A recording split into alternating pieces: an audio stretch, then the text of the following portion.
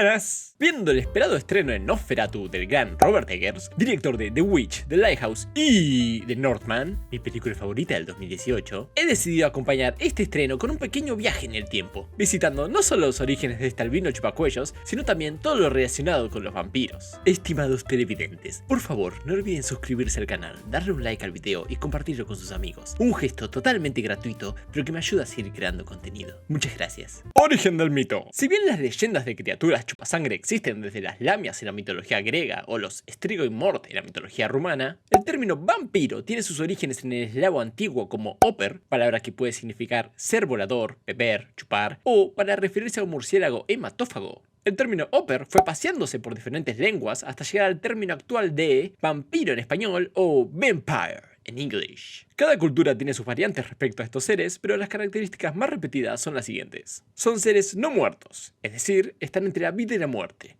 estado en el que se mantienen robando sangre, la fuente de la vida. Es un elixir.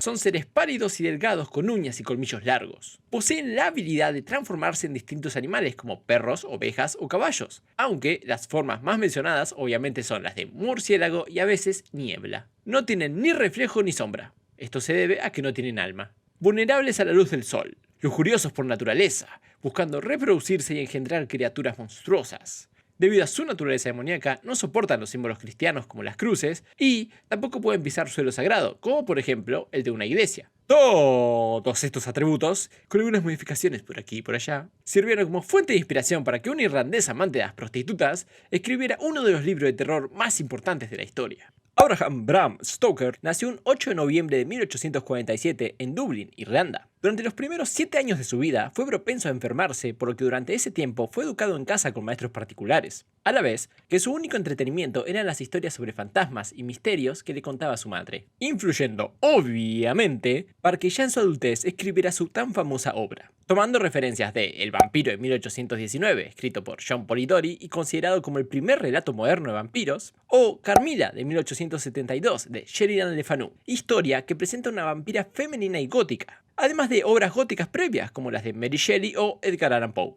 Y tomando muchas referencias del príncipe de Valaquia, Vlad Tepes, conocido como Vlad el Empalador, o Vlad Draculea. Datos y curiosidades. 1. Originalmente el libro iba a titularse El no muerto, The Undead, pero al final decidió cambiarlo a Drácula por su sonoridad, su referencia a Vlad Tepes y su significado, el cual es Hijo del Dragón. 2. Stoker trabajó en Drácula durante aproximadamente 7 años, la misma cantidad de años que vivió enfermo en su infancia. 3. Escribió más de 100 páginas sobre mitología vampírica, nombres, mapas y cronología histórica, principalmente de las zonas de Transilvania, Rumania y Hungría. Drácula fue publicada en 1897 y si bien no fue un éxito comercial gigante, su trama oscura dentro de un ambiente gótico tuvo una gran aceptación dentro del nicho de la literatura de terror, llegando a tener críticas positivas de parte de Arthur Conan Doyle y Oscar Wilde, quien la describió como la novela más hermosa jamás escrita y la obra de terror mejor escrita de todos los tiempos. La novela logró moldear y alimentar el mito del vampiro hasta el punto de convertir a Drácula en el chupasangre por excelencia. Los años pasaron y la obra fue consiguiendo cada vez más adeptos, llegando hasta Alemania, donde la novela encajó perfectamente con el expresionismo alemán. ¿Qué fue el expresionismo alemán? Al terminar la Primera Guerra Mundial entre 1914 y 1918, los alemanes no se sentían identificados con las corrientes artísticas del momento, como el realismo, que buscaba representar la realidad tal cual es, o el impresionismo, que buscaba captar la belleza efímera de la vida, sino que necesitaban expresar los sentimientos y los conflictos internos totalmente presentes en un país que acababa de perder la guerra más grande de la historia hasta ese momento. Grandes obras de este movimiento son El gabinete del Dr. Caligari,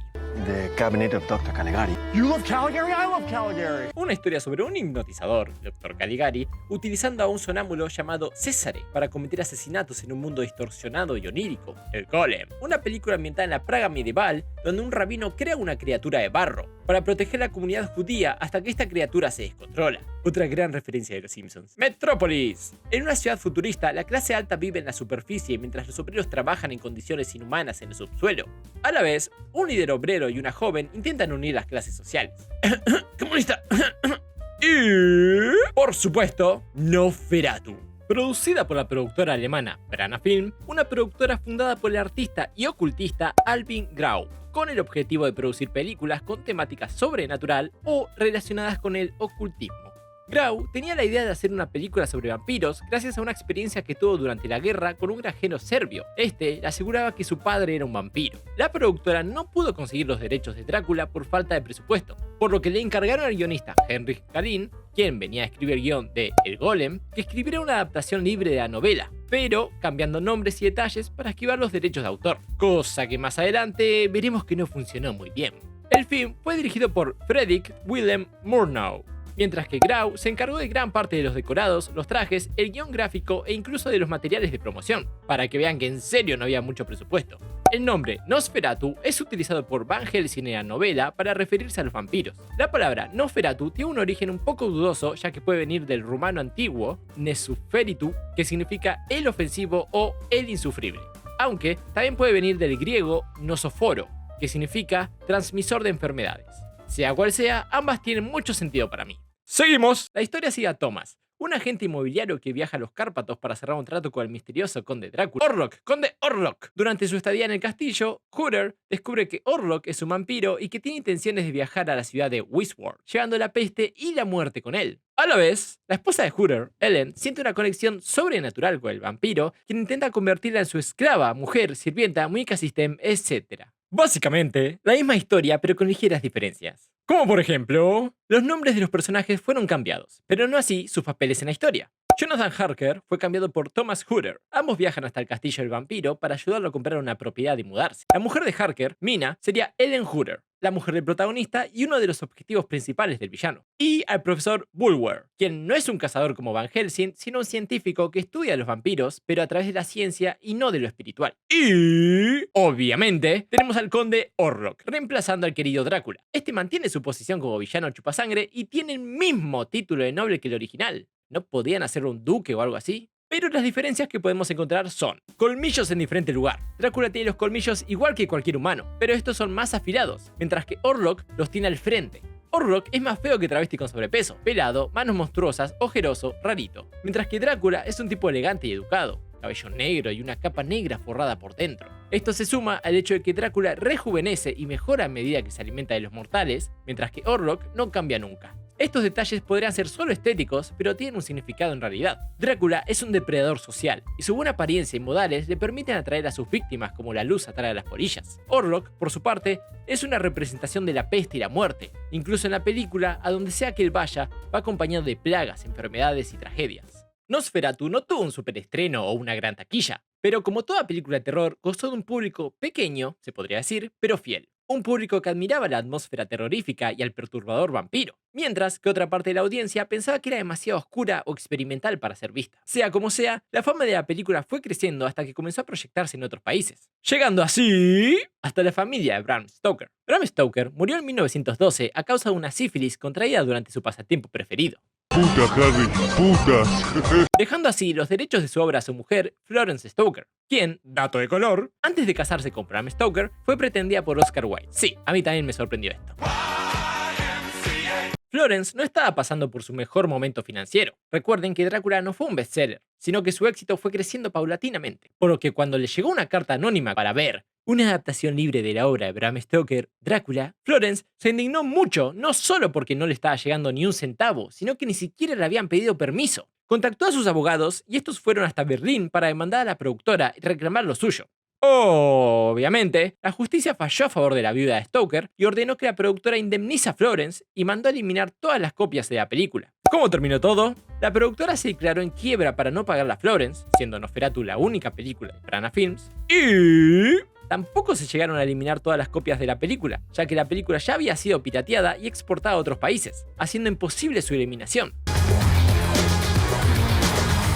Por lo que Florence se quedó sin money y sin poder eliminar el film. Y la productora, sin productora. ¿Es un final triste o un final feliz? Es un final y basta. Personalmente, creo que si bien es perfectamente correcto que la viuda de Stoker haya hecho respetar sus derechos, también es cierto que más allá de ser obviamente una copia de Drácula, lo que sostiene a Nosferatu son sus atmósferas, su fotografía, el diseño del vampiro, las sombras y no su guión. Encima la película es muda, no es que podían robar diálogo, por lo que la historia es solo una excusa para crear estas imágenes, siendo entonces el mayor pecado de esta producción la falta de creatividad para desarrollar una historia donde Orlok, mínimo, no se tenga que mudar. Y bueno, con el tiempo Nosferatu fue siendo cada vez más conocida gracias a su estilo visual y al escándalo que provocó el hecho de ser censurada y casi eliminada, llegando hasta la actualidad donde tuvo una remake dirigida por Werner Herzog en el 79, con el loco de mierda de Klaus Kinski como Orlok. La película Sombra del Vampiro del año 2000, que es una historia ficticia de la producción de la película en la que el actor de Orlok, interpretado por Willem Dafoe, es verdaderamente un vampiro. Referencias en series animadas y videojuegos, y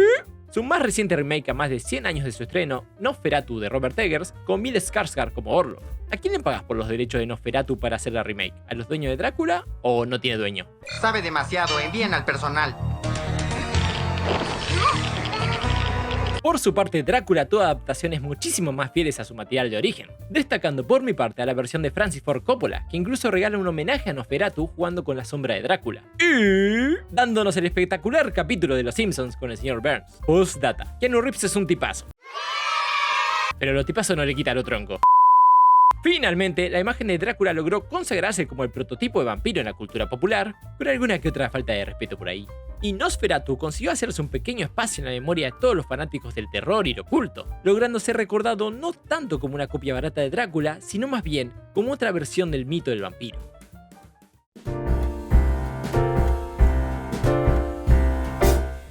We wish you a Merry Christmas. We wish